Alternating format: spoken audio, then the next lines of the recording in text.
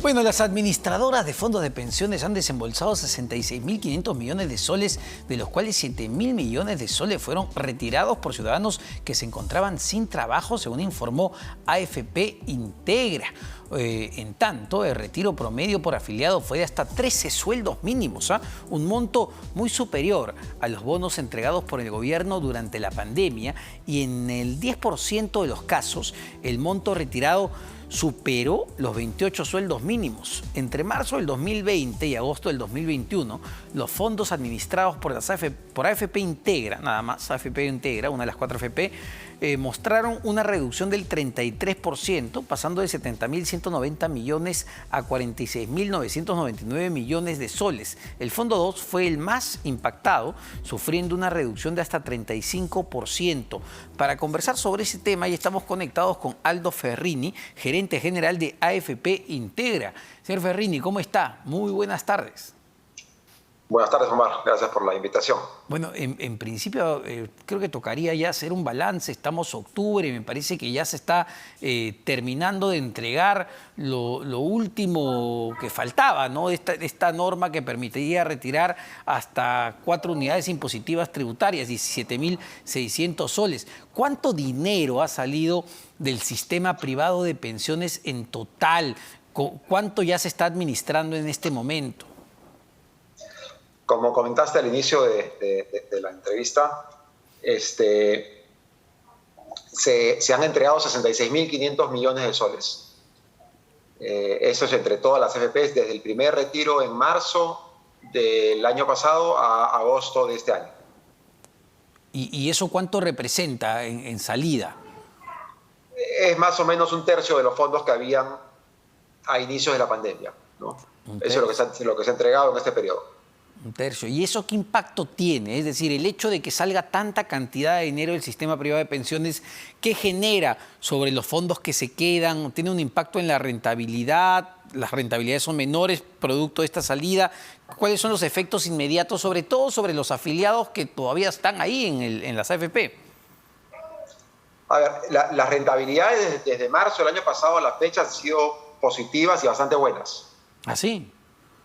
Sí, ha sido el año pasado, después de la caída de la pandemia, la recuperación fue muy positiva. Entonces, los afiliados que retiraron su dinero han perdido rentabilidad por el monto que se llevaron.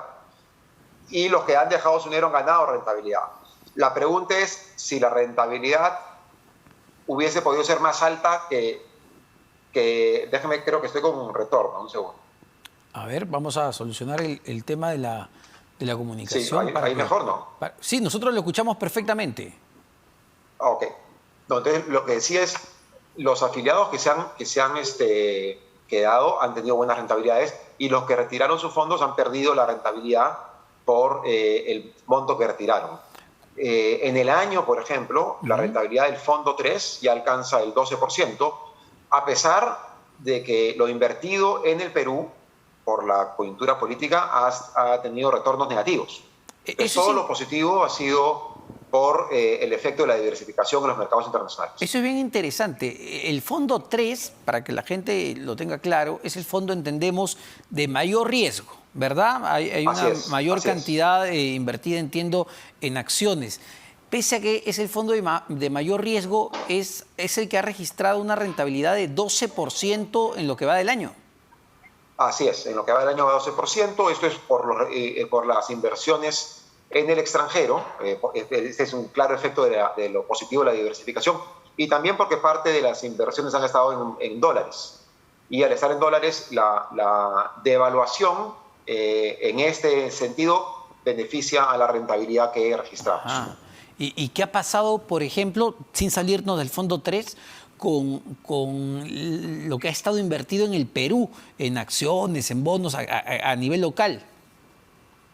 O sea, la rentabilidad a nivel local ha sido negativa en lo que va del año, ¿no? Acciones como Credit Corp, por ejemplo, comenzaron el año en $160 por acción, llegaron a estar por debajo de 100 en el momento más crítico político, rebotó a 110 y hoy día, por la noticia de ayer, sube a 120, ¿no? Entonces, las señales de confianza, las señales de estabilidad que pueda dar el Ejecutivo son sumamente positivas, ¿no? Ahora, Después de las señales vienen los hechos y las acciones para ratificar que las señales son medidas de largo plazo.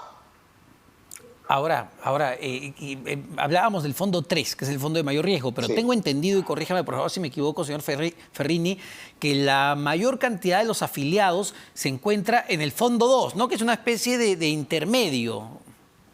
Es correcto. El fondo 2 es el fondo con el que nacimos como sistema, y la mayor cantidad de afiliados está en ese fondo, es más del 65% de afiliados están en ese fondo. Ese fondo en lo que va del año va rindiendo 3%.